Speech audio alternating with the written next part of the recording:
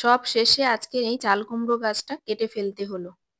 শুধু চাল কুমড়ো গাছটা কাটেনি, এর পাশাপাশি আরো কিছু গাছ ছিল পুরনো গাছ যেগুলো, সেগুলোও কেটে ফেললাম। চাল কুমড়ো গাছটা থেকে আমরা অনেকবারই চাল কুমড়ো পেয়েছি, এখান থেকে লাস্ট একটা চাল কুমড়ো ছিল সেটাই তুলে নিলাম। আর এই চাল কুমড়ো গাছের পাশে আর একটা উচ্ছে গাছও ছিল, সেখানেও কয়েকটা উচ্ছে ছিল, সেগুলোও আজকে তুলে নিলাম। নিয়ে গাছগুলোকে পুরো পরিষ্কার করে দিলাম, কারণ হচ্ছে এখানে আরো কিছু গাছ রয়েছে, সেই গাছগুলো ওঠার জন্য বা বাইয়ে দেওয়ার জন্য এই পুরোনো গাছগুলোকে কেটে ফেলতে হবে। কারণ এই গাছগুলোতে এখন আর ফল হবে না। তাই নতুন গাছ যেগুলো আছে সেগুলোকে রেডি করার জন্য এই গাছটাকে তুলে ফেলতে হলো। আর কয়েকটা পাকা উচ্ছেও ছিল, সেটাকে তুলে রেখে দিলাম। দিয়ে উচ্ছে গাছ আর চাল কুমড়ো গাছটা কেটে পুরো ফাঁকা করে দিয়েছি। আর বাজারে চলে গেছিলাম, বাজার থেকে কিছু চারাও নিয়ে চলে এসেছি, কিন্তু চারাগুলোর দাম প্রচুর নিয়েছে আমাদের থেকে।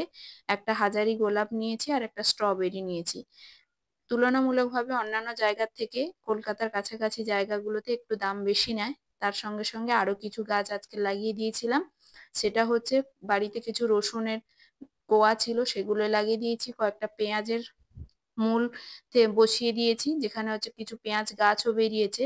বাড়িতে যেগুলো ছিল সেগুলোই বসিয়ে দিয়েছি। আর এটা তো দেখে আপনারা বুঝতেই পাচ্ছেন, পেঁয়াজের চারা, যেটা আমি বাড়ি থেকে আনতে বলেছিলাম, আনা হয়েছে। তো এই পুরো রোটা ধরে পেঁয়াজের চারা আজকে লাগিয়ে দিয়েছি। জানি না পেঁয়াজ গাছগুলো বড় হলেও কতটা সুন্দর হবে। গত বছর আমরা অনেকগুলোই পেঁয়াজ পেয়েছিলাম, তো আজকে সেই জন্যই পেঁয়াজগুলো লাগিয়ে দিলাম। আর এই যে আপনাদের বলেছিলাম জায়গাটা ফাঁকা করেছি, কারণ এখানে এই যে চাল কুমড়ো গাছ আর দুটো মিষ্টি কুমড়োর গাছ উঠেছে, পাশে কিছু সিম গাছও উঠেছে। সেই জন্যই জায়গাগুলো ফাঁকা করে দিলাম আর পুরোনো গাছগুলোকে সরিয়ে দিলাম। সবাইকে শুভ সন্ধ্যার অনেক অনেক শুভেচ্ছা। আর এতক্ষণ ধরে আমার সঙ্গে থাকার জন্য অনেক ধন্যবাদ।